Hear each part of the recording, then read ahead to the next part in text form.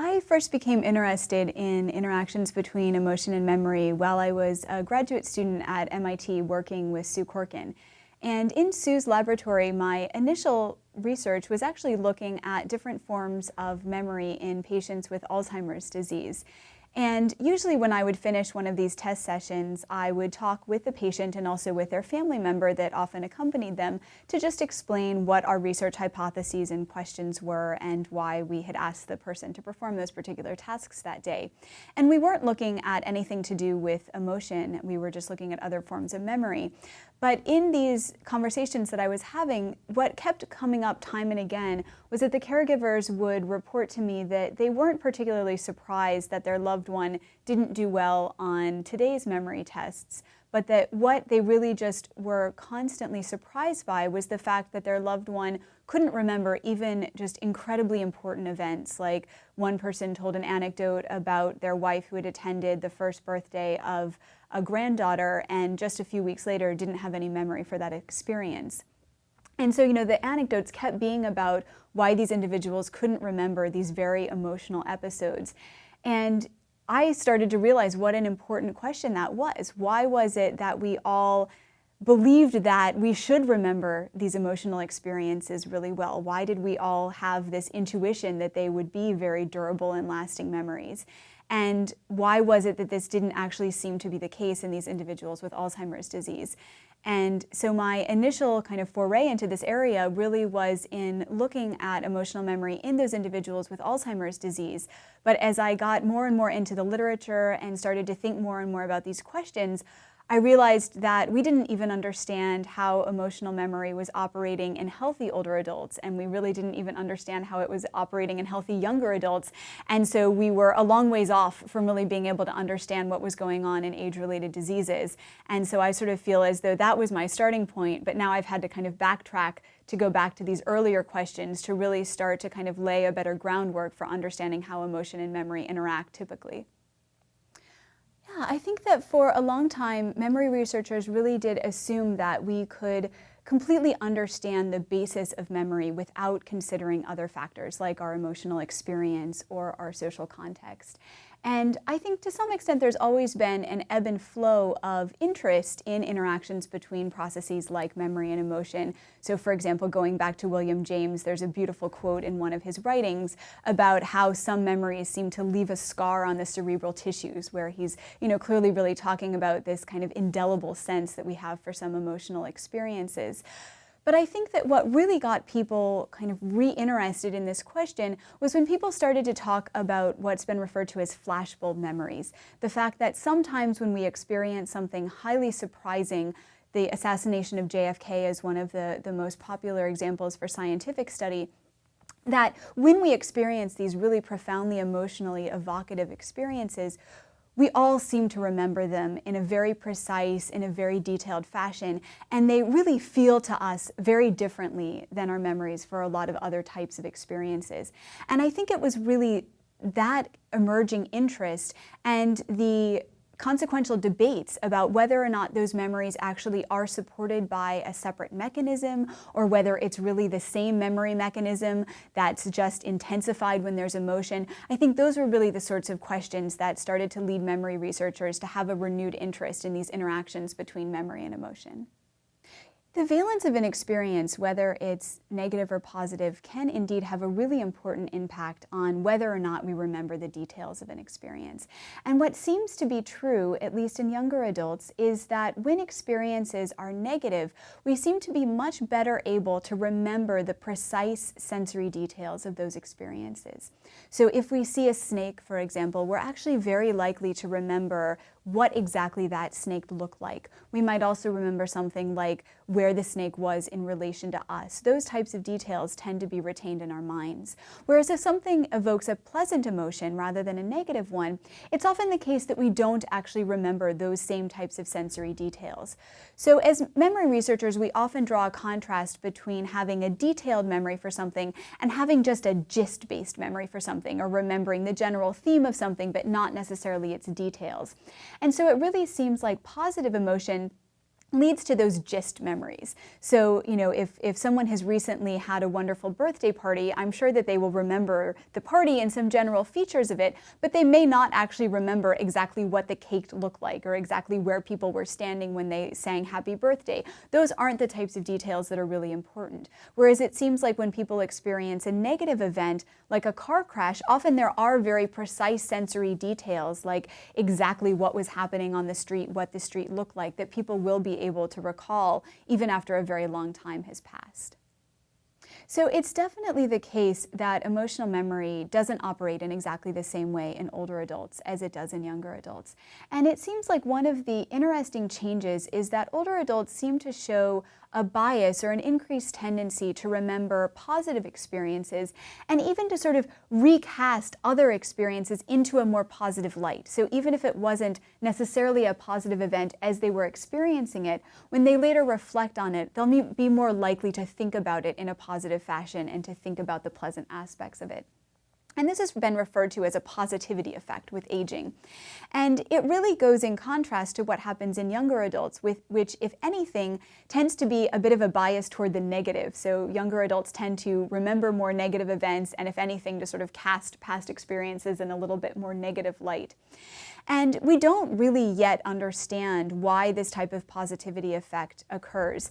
Laura Carstensen, a researcher at Stanford, has proposed that with aging there may well be motivational shifts where with aging we tend to perceive time as limited. And it turns out that when any person, for any reason, begins to view time as more limited rather than having sort of expansive, limitless horizons, that people do tend to prioritize emotion and motivation-related goals, and feeling good starts to really take on increasing importance. And so, her working hypothesis, which certainly has garnered a lot of support, is the idea that maybe this is just an example of that type of perspective shift with aging, that older adults start to perceive time as more limited, and in so doing, they start to prioritize feeling good and thinking about the past in a very positive light, and retrieving these pleasant experiences is one way that they can make themselves feel good. So we know that recalling experiences is actually a very profound way that we can regulate our emotions. So if we think about times when we felt good, we'll actually start to feel better. If we think about times when we haven't felt so good, we can actually make ourselves feel worse. And so that may be in part what's happening with aging. Now, it's also possible that part of what's happening is that we know that there are brain changes that occur with aging as well. And so it may actually be that at a neurobiological level, there is something that changes with aging in terms of how older adults process positive and negative experiences and how that translates into how they will remember those experiences and think about them later. And so in my laboratory, as well as in many other laboratories worldwide, we're really trying to understand to what extent is it these motivational shifts, and to what extent is it more of these neurobiological changes that are leading to these influences on emotional memory with aging. Well, I hope that part of what people can take away from my research is that there are some types of questions where an interdisciplinary approach is really required in order to be able to answer them. And I think that memory is actually a really important field in terms of showing that necessity often of combining multiple levels of analysis. So for example, if I try to understand the contents of your memory simply by asking you what you're able to remember, I'm really limited in the sense that all that I can assess behaviorally is your ability to access or to re-experience some event from the past. But if I ask you about an event and you aren't able to remember it, I don't know where the process is broken down. Maybe you never learned the information to begin with. Maybe that event never became part of your memory stores. Maybe you did actually learn the event, and for some brief period of time you would have been able to recall it, but maybe over time you've sort of lost that information and it's no longer accessible. Or maybe it's actually the case that there is a trace or a representation of that event in your mind somehow, but at the moment you're not actually able to access it. But maybe as soon as this moment ends, you'll actually think, oh, right, the answer was, and that information will come back online to you. So if we limit ourselves to a behavioral approach, we don't gain any information about where those different processes, how those different processes are affected, or where emotion is intervening in terms of influencing those different processes. But by using neuroimaging methodologies, we're actually able to look at the human brain in action. And so then we can actually start to ask questions about how does emotion intervene as people are initially learning information at that first phase of memory? How might emotion actually affect the likelihood that information is stabilized in a memory trace, what we refer to as consolidated over time, so that it really becomes part of a more permanent memory representation? And how does emotion actually lead us to be more likely to have a successful recovery of information, so that when the information is in mind, we actually can bring it back to mind when we want it?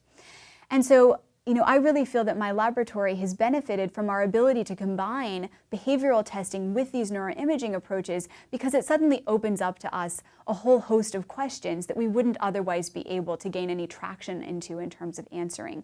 And so I hope that, again, we can sort of inspire future students to think about these sorts of interdisciplinary approaches.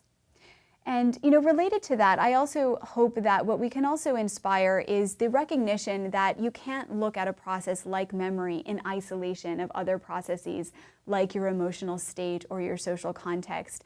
In psychology, like in so many other fields, we have by necessity had to divide this very vast field, the study of human behavior, into a lot of discrete subfields. But usually we sort of fall into the trap of having each of those subfields proceed as if they were in isolation and had nothing at all to do with all of the other subfields. So, social psychology proceeds independently from cognitive psychology, independently from developmental psychology. But of course, we all recognize that we have to, at some level, bring those pieces back together, because human experience and human behavior isn't just defined by social context. It's not just defined by individual cognition. It's not just defined by our developmental standpoint. It's really defined by all of those things working in concert. And so again, I hope that the research that we're doing is one example by starting to reassemble some of those pieces together, we can start to gain a fuller appreciation of how a cognitive process like memory works by taking other factors into account. At a really broad level, what I hope to see coming more and more from the intersection of emotion and memory research is the appreciation that emotion and memory are both very complex and very multifaceted concepts. And I think that we've had to start fairly simplistically in terms of what types of emotional experience we're talking about and in terms of what forms of memory we're talking about. But as we start to kind of build the groundwork, I think that we need to start to be much more sophisticated in terms of how we're thinking about emotional experience and how the different dimensions of emotional experience may interact with different forms of memory. So we've already talked a little bit about the fact that the valence of an experience, whether it's positive or negative, is likely to have different influences on some types of conscious re-experiencing of events. But there are many other features of an emotion, how arousing or calming it is, potentially even what type of discrete emotion is elicited, whether it's fearful, whether it's disgusting, that may actually influence memory in different ways. And similarly, from the memory perspective, we need to consider what type of memory we're talking about. Are we talking about a really vivid reliving of a prior experience? Are we talking about a more general sort of semantic information that we know that something has happened, but maybe we don't actually remember the precise details? Or are we just talking about the fact that our behavior reflects some prior experience, but maybe we don't consciously actually recall that experience in that moment? It's likely that emotion doesn't affect all of those different types of memory in the same way, and so we need to be very careful about not lumping all emotion together and not lumping all memory together, but really trying to separate them and look at how those individual facets can influence one another. So that's definitely one direction that I think is starting to happen more and more in research, and that I hope will continue to happen over the coming years. In terms of the sorts of research questions that I'm really looking forward to looking at in my own research, to date, what we've really done is to focus on how emotion influences each phase of memory in isolation. So we've looked at how does emotion influence the learning phase? How does it influence the retrieval phase? How does it influence that memory stabilization phase? But what we haven't really yet looked at are how are all of those phases interacting with one another? So it must be true that if you really richly and deeply learn something, that the retrieval of that information is going to look different than if you just learn something sort of superficially and don't learn learn it very deeply. But what we don't yet really understand is how those types of interactions take place and how emotion is influencing those types of interactions between different phases of memory. And so that's a direction that we are starting to look at in my laboratory. Another direction that we're really excited to look at is to try to understand not only how emotion influences the particular brain regions that are being involved, but also to better understand how emotion is influencing the connectivity among different brain regions and also the timing of the different sorts of brain processes that are being brought online. So it's not just about which little pieces of the brain are being active, it's about how those pieces are working together and how in a temporal fashion those processes are coming online.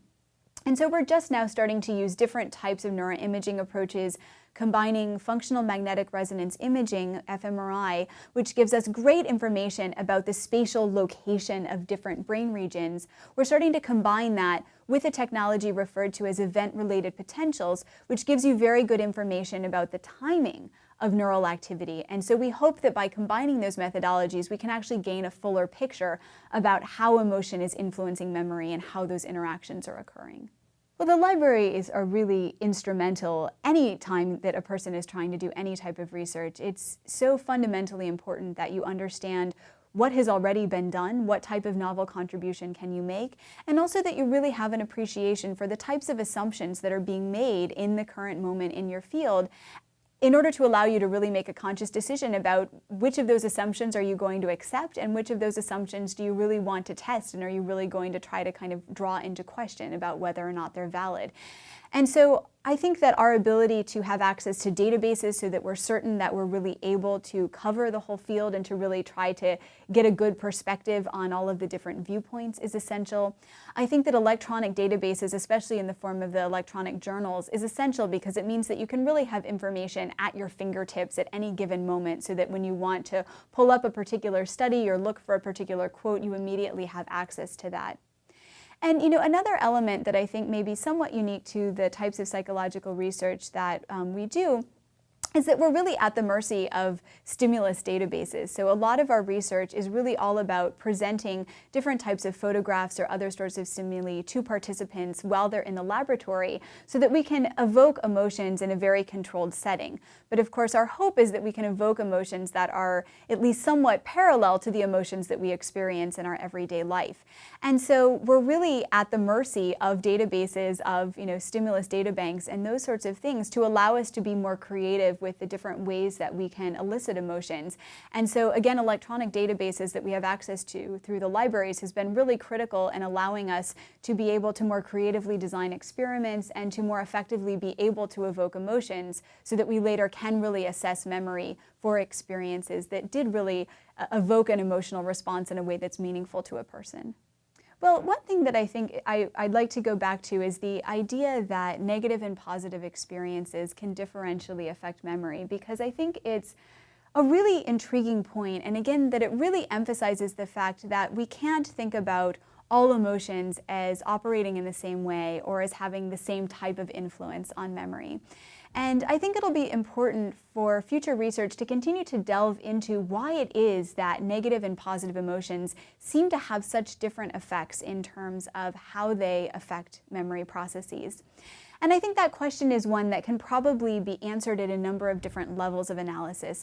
So for example, some people have talked about the fact that negative and positive emotions are probably associated with different types of goal states. They give you different types of information about the world around you. So a negative emotion really means that something's going wrong, right? There's something amiss and you need to solve a problem. And it seems like possibly in part because of that goal state that you have in mind, you're very focused on a very analytical and detail-oriented type of processing. And that may well be why negative emotions tend to focus us so much on the sensory details, because we're really in that type of detail-oriented mindset.